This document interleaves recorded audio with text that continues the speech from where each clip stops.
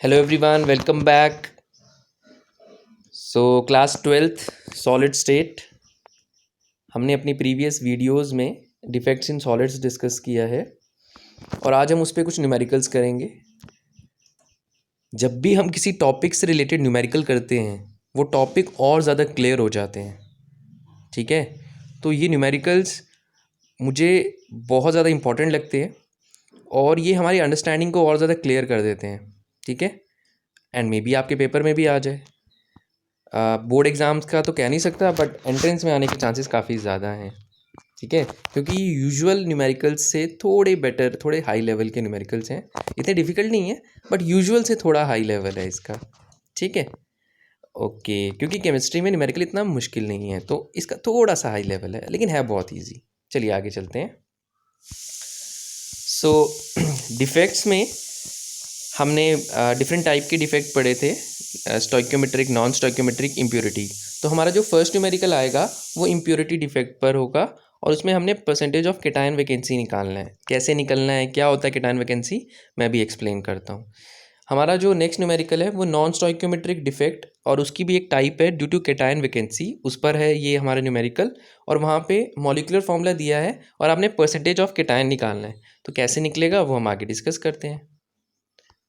ये तीन न्यूमेरिकल्स हैं जो हम आज डिस्कस करेंगे। फर्स्ट न्यूमेरिकल से स्टार्ट करते हैं। If NaCl is doped with 10⁻³ mole percent strontium chloride, what is the concentration of cation vacancy. तो पहले तो मैं आपको थोड़ा सा याद दिला दूं, हमने इम्प्योरिटी डिफेक्ट पढ़ा था।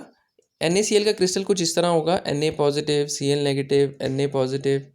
मैं सिर्फ क्रिस्टल का एक छोटा सा पोर्शन बना रहा हूँ। ठीक है, कुछ इस तरह का क्रिस्टल होगा NaCl का। और अगर आपको याद है, हमने अगर इसमें इम्प्योरिटी डिफेक्ट इंड्यूस करना है तो हमें क्या करना पड़ता है, हमें इस NaCl को मेल्ट करना पड़ेगा और इसमें स्ट्रॉन्शियम क्लोराइड ऐड करना पड़ेगा, वो भी मोल्टन फॉर्म में लेंगे। ठीक है, दोनों मोल्टन फॉर्म्स को मिक्स करना पड़ेगा और उसके बाद वापस सॉलिडिफाई करना पड़ेगा। तो जब आप वापस सॉलिडिफाई करेंगे तो आप देखेंगे कि कुछ Na पॉजिटिव की जगह स्ट्रॉन्शियम 2 पॉजिटिव आ जाएगा। ठीक है, अब देखो Na positive pay 1 unit charge है, स्ट्रॉन्शियम 2 पॉजिटिव पे कितना चार्ज है, 2 यूनिट चार्ज है। ठीक है, तो एक स्ट्रॉन्शियम 2 पॉजिटिव को लाने के लिए हमें 2 Na पॉजिटिव को बाहर निकालना पड़ेगा। ठीक है, तो एक तो यहाँ वाला निकाला जहाँ पे स्ट्रॉन्शियम 2 पॉजिटिव को प्लेस कर दिया, और एक ये वाला रिमूव करना पड़ेगा। ठीक है, तो 2 Na पॉजिटिव जाएंगे और एक स्ट्रॉन्शियम 2 पॉजिटिव आएगा। अच्छा, 2 Na पॉजिटिव गए तो 2 खाली जगह क्रिएट हुई और उन 2 की जगह एक स्ट्रॉन्शियम पॉजिटिव आया, मतलब एक जगह ऑक्यूपाई होगी और एक जगह वेकेंट रहेगी। ठीक है, तो यहाँ से हमने क्या सीखा कि जब एक स्ट्रॉन्शियम 2 पॉजिटिव NaCl के क्रिस्टल में एंटर करता है तो वहाँ पे एक वैकेंसी इंड्यूस हो जाती है। देखो टोटल 2 हुई थी क्रिएट, लेकिन एक को तो स्ट्रॉन्शियम ने ऑक्यूपाई कर लिया, तो नेट वैकेंसी कितनी निकली, एक। तो एक केटायन वैकेंसी क्रिएट हो जाएगी। ठीक है, तो इससे रिलेटेड क्वेश्चन है। तो एक स्ट्रॉन्शियम 2 पॉजिटिव एक केटायन वैकेंसी क्रिएट करता है। ठीक है, तो देखते हैं इसको कैसे होगा ये। चलिए देखते हैं। आपको क्या दिया है, NaCl is doped with 10⁻³ mole percent. Percent का मतलब 100, परसेंट का मतलब 100, और परसेंट भी मतलब परसेंट का टोटल कितना होता है 100। ठीक है ना, परसेंट का टोटल हमेशा कितना होता है 100। और मोल परसेंट का क्या मतलब है, मोल परसेंट का मतलब है आपने NaCl जो लेना है वो 100 मोल्स लेना है। देखो NaCl को डोप किया 10⁻³ mole percent of strontium chloride. NaCl में आप स्ट्रॉन्शियम क्लोराइड डाल रहे हो। ठीक है, और मेजरमेंट मोल परसेंट में हुआ है। परसेंट का मतलब टोटल 100 होगा। टोटल सब्सटेंस कौन सा है, NaCl, मतलब बड़ा सब्सटेंस तो NaCl ही है ना, उसमें आप स्ट्रॉन्शियम क्लोराइड डाल रहे हो। ठीक है, तो NaCl के आपको कितने मोल्स लेने पड़ेंगे, 100। और मोल्स क्यों लिए, क्योंकि मोल परसेंट है, सिंपल परसेंट होता। ठीक है, तो 100 मॉलिक्यूल्स लेते हैं, लेकिन मोल परसेंट है तो 100 मोल्स लेना पड़ेगा। तो NaCl कितना है, 100 मोल्स। और स्ट्रॉन्शियम क्लोराइड कितना है, 10⁻⁻3, यानी यानी स्ट्रॉन्शियम क्लोराइड कितना होगा, 10⁻⁻3 मोल। देखो 10⁻⁻3 मोल परसेंट स्ट्रॉन्शियम क्लोराइड का मतलब क्या है कि टोटल जो है वो 100 है, मतलब NaCl जो है 100 मोल्स है, और उसमें स्ट्रॉन्शियम क्लोराइड कितना है, 10⁻⁻3 मोल। 10⁻⁻3 मोल स्ट्रॉन्शियम क्लोराइड है और 100 मोल्स NaCl है। तो यहाँ से क्लियर हो गया कि 100 मोल NaCl में कितना स्ट्रॉन्शियम क्लोराइड है, 10⁻⁻3। ठीक है, तो अगर 100 मोल में इतना है तो 1 मोल में कितना होगा, तो 1 मोल के लिए निकालने के लिए 100 को उधर जाके डिवाइड कर देंगे। 10⁻³ डिवाइडेड बाय 100, ठीक है, 100 मोल में इतना है, 1 मोल में कितना होगा, 100 उधर जाके डिवाइड हो जाएगा, तो क्या आ जाएगा 10⁻³ डिवाइडेड बाय 100। ठीक है, 100 का मतलब 10⁻², 10⁻² जब ऊपर जाएगा तो -2 हो जाएगा, 10⁻³ 10⁻², बेसिस सेम, पावर साइड। ठीक है, और दोनों के साइन नेगेटिव हैं, तो -3 और -2 -5 आ जाएगा, 10⁻5 मोल आ जाएगा। ठीक है, क्या होगा, ये 10⁻2 है, ऊपर जाकर 10⁻2 होगा, -3 और -2 -5 हो जाएगा। ओके, अभी मैंने आपको बताया कि 1 स्ट्रोंशियम आयन जो है 1 वैकेंसी इंड्यूस करेगा। तो अब आपके पास 1 मोल NaCl में स्ट्रोंशियम क्लोराइड कितने हैं, इतने मोल्स।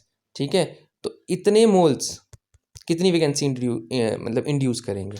ठीक है, 10⁻5 मोल किसके हैं, स्ट्रोंशियम क्लोराइड के, और NaCl के कितने मोल हैं, 1 मोल, यानी 10⁻- मोल पर मोल ऑफ NaCl। 10⁻5 मोल किसके हैं, स्ट्रोंशियम क्लोराइड के, और NaCl के कितने मोल दिए हैं, 1 मोल। 10⁻5 मोल पर मोल ऑफ NaCl कितना आ जाएगा आंसर, मतलब कहने का मतलब क्या है कि 1 मोल NaCl में इतने इतने मोल स्ट्रोंशियम क्लोराइड है। अब हमें निकालना है कि एक NaCl में कितने आपके, या एक NaCl नहीं, सॉरी, 1 मोल में ही निकालना है आपने। कंसंट्रेशन हमेशा 1 मोल में ही निकलती है। देखो अभी यहाँ तक आपको क्लियर है, यहाँ तक क्लियर है ना। तो यहाँ से मैं एक बार फिर से बता दूँ कि एक स्ट्रोंशियम आयन जो है वो एक वैकेंसी इंड्यूस करेगा। अब क्या होगा, आपको कितने स्ट्रोंशियम है, 10⁻5 मोल स्ट्रोंशियम है, ठीक है, पर मोल ऑफ NaCl। ठीक है, इतने मोल स्ट्रोंशियम क्लोराइड है। तो अगर इतने मोल्स हैं, इसका नंबर में अगर क्रिएट करना है तो मोल की जगह हम क्या पुट कर सकते हैं, 6.022 इंटू 10⁻23। तो क्या हो जाएगा, 10⁻5 इंटू 6.02 इंटू 10⁻23। ठीक है, ये वाला मोल ऑफ NaCl डिस्टर्ब नहीं किया। ठीक है, देखो मोल अपॉन मोल था ना, ऊपर वाले मोल की वैल्यू लिखी, नीचे वाले मोल को ऐसे ही लिखा है, तो ये डिवाइड में है इसलिए मोल इन्वर्स लिख दिया। ठीक है, इसको सॉल्व किया, ये आंसर आया, मतलब इतने मोल इन्वर्स। और इसका मतलब क्या है कि इतनी वैकेंसीज हैं 1 मोल NaCl में। ठीक है, जो ऊपर वाला मोल था वो स्ट्रोंशियम के लिए था, तो उसकी वैल्यू पुट कर दी, नीचे वाला मोल NaCl के लिए था। इसका मतलब क्या है, 1 मोल NaCl में इतनी केटायन वैकेंसी है। तो बहुत सिंपल सा क्वेश्चन है, एक बार रिपीट कर देते हैं। ठीक है, फिर हम आगे चलेंगे। आपको दिया है 10⁻³ mole percent strontium chloride, percent का मतलब NaCl होगा 100 मोल्स और स्ट्रोंशियम क्लोराइड होगा इतना। ठीक है, तो 100 मोल NaCl में अगर इतना स्ट्रोंशियम क्लोराइड है, 1 मोल में कितना होगा, 100 डिवाइड हो जाएगा, तो इतने स्ट्रोंशियम क्लोराइड के मोल्स हैं। ठीक है, तो अब इसका क्या मतलब है, इतने मोल्स हैं 1 मोल NaCl में, क्योंकि NaCl आपने 1 मोल लिया है। ठीक है, तो इस मोल की वैल्यू पुट कर दी अगर आपने, तो ये वैल्यू आ गई 1 मोल NaCl में। ठीक है, 1 मोल NaCl में इतने स्ट्रोंशियम आयन है और इतनी ही वैकेंसी है, इतने स्ट्रोंशियम क्लोराइड है, जितने स्ट्रोंशियम क्लोराइड है उतना ही स्ट्रोंशियम है, और जितने स्ट्रोंशियम है उतनी वैकेंसी है। ठीक है, बहुत सिंपल सा है, बस आपकी अप्रोच सही होनी चाहिए। क्वेश्चन में कहाँ पर आपने ध्यान देना है और किस चीज़ को कैसे आपने इंटरप्रेट करना है, बस यही इंपॉर्टेंट है न्यूमेरिकल्स में। ठीक है, चलिए अब आगे चलते हैं। ओके, जो आपको मैंने न्यूमेरिकल्स दिए थे, ये फर्स्ट के बाद ये थर्ड वाला हम डिस्कस कर रहे हैं। सेकंड वाला एग्जैक्टली इसके जैसे ही है, तो वो आपने खुद करना है, तो इसको ध्यान से सुनना। ठीक है, ताकि सेकंड वाला आप खुद कर सको। कॉम्पोजिशन ऑफ सैंपल ऑफ वुडसाइट कितना है, वुडसाइट कितना है, Fe 0.93O1, मतलब ये एक ओर है आयरन का, तो उसमें उसका फॉर्मूला क्या है, आयरन का ओर है और आयरन वहाँ पे ऑक्साइड की फॉर्म में है, तो आयरन ऑक्साइड का फॉर्मूला ये बन रहा है। ऐसा तब होता है जब नॉन स्टोइकियोमेट्रिक डिफेक्ट हो। ठीक है, आप देख पा रहे हो, यूजुअली आयरन का फॉर्मूला होता है FeO, यानी Fe1 और O1। O तो 1 है लेकिन Fe1 से कम है, यानी केटाइन कम है, तो ये क्या है, non stoichiometric defect due to cation vacancy.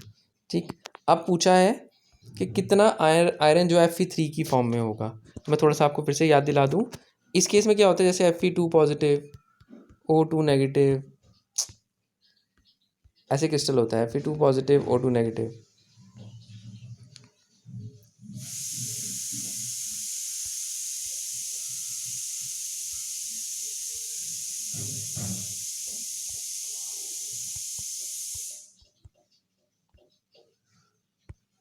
Okay, अब क्या होगा, let us suppose cation vacancy आनी है, यानी Fe2 पॉजिटिव निकलना है।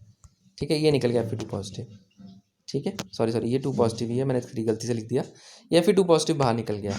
अब 2 यूनिट चार्ज कम हो गया, तो non stoichiometric defect due to cation vacancy में क्या होता है, जो नेबरिंग आयरन आयंस हैं वो अपनी स्टेट को इंक्रीज कर लेते हैं। अब कितना चार्ज कम हुआ है, 2 यूनिट कम हुआ है, तो क्या होना चाहिए, स्टेट भी +2 से इंक्रीज होनी चाहिए। लेकिन आयरन की +4 स्टेट होती नहीं है, +3 होती है, तो नेबरिंग आयन +2 से +3 जा सकता है।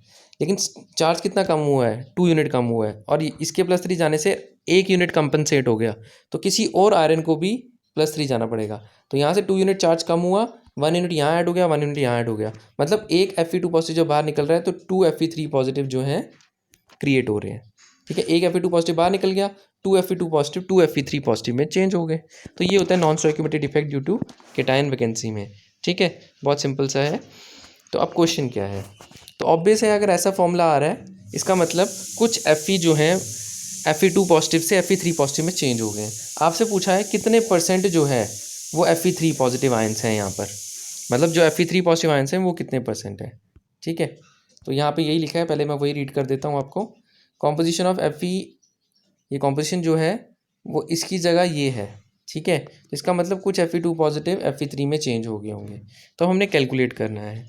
तो क्या करते हैं, इसको थोड़ा सिंप्लीफाई करने के लिए, Fe 0.93 और O 1.00 है, तो हम क्या करते हैं, इन दोनों को 100 से मल्टीप्लाई कर देते हैं, तो Fe 93 और O 100। तो मतलब जस्ट न्यूमेरिकली, ठीक है, फॉर्मूले में नहीं करना, जस्ट न्यूमेरिकल्स में आपने ऐसा लेकर चलना है। ठीक है, तो 93 आयरन एटम जो है वो 100 ऑक्सीजन एटम से कंबाइन हुए हैं। अब इन 93 आयरन में कुछ Fe2 पॉजिटिव और कुछ Fe3 पॉजिटिव है, और हम पता लगाएंगे Fe2 कितने हैं, Fe3 कितने हैं। तो लेट कर लेते हैं कि Fe2 कितने हैं, चलो Fe3 लेट कर लेते हैं x हैं। ठीक है, टोटल आयरन कितने 93, और Fe3 वाले कितने हैं x, तो Fe2 वाले कितने आ गए 93 - x, ऑब्वियस है। ओके, अब देखो आपको पता है जितने भी हमने डिफेक्ट पढ़े हैं, कंपाउंड हमेशा न्यूट्रल रहता है, मतलब जितना टोटल चार्ज आयरन का होगा उतना ही टोटल चार्ज ऑक्सीजन का होगा, है ना। कंपाउंड हमेशा क्या रहता है, न्यूट्रल। तो यानी total charge of iron is equal to total charge of oxygen. Total charge of iron कैसे निकालेंगे, आयरन +3 वाले कितने हैं, x है। ठीक है, तो ये आ गया +3 वालों का चार्ज। आयरन +2 वाले कितने हैं, 93 - x, तो ये आ गया +2 वालों का चार्ज, और दोनों चार्जेस को ऐड कर लिया। ऑक्सीजन कितने हैं, 100, और एक ऑक्सीजन का चार्ज -2, तो ये आ गया टोटल ऑक्सीजन का चार्ज। तो टोटल आयरन का चार्ज टोटल ऑक्सीजन के चार्ज के इक्वल आएगा। उसके बाद 3 × x किया 3x, 2 × 93 186, 2 × -x, ये भी करना पड़ेगा ना, ये ब्रैकेट खोलना पड़ेगा, पहले 2 को 93 से मल्टीप्लाई करोगे, 2 को फिर -x से, तो -2x। ठीक है, अब क्या करेंगे, 3x में से 2x चले गए, 1x बचा, 186 इधर प्लस का उधर जाके माइनस का हो जाएगा, 200 में से 186 चले गए, 14 बचा, तो x की वैल्यू आ गई 14, और x क्या था, +3 आयंस, +3 आयंस कितने आ गए 14, और +2 कितने आ जाएंगे 93 - x, तो 93 - 14 79, ये भी हो गया।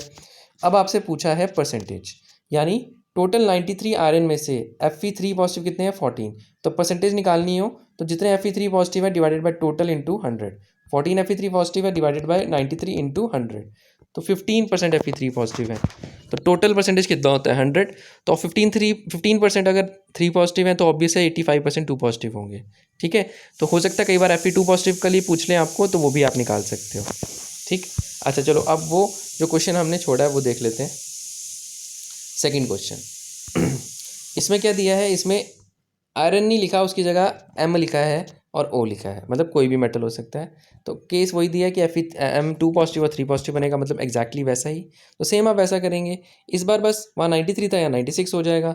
ठीक है, तो एक को x मानना, एक को 96 - x मानना, और फिर बाकी इक्वेशन बना के सॉल्व कर लेना, तो निकल जाएगा आपका ईजिली। ठीक है, तो ये आपने खुद ट्राई करना है, थोड़ा प्रैक्टिस करोगे तभी कुछ आएगा।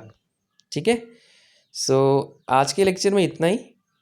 Thank you so much for watching, and don't, अरे ये तो आगे नहीं चाह रहा, आज पता नहीं क्या हो गया इसको। And don't forget to subscribe the channel. ठीक है, फिर मिलते हैं नेक्स्ट लेक्चर में।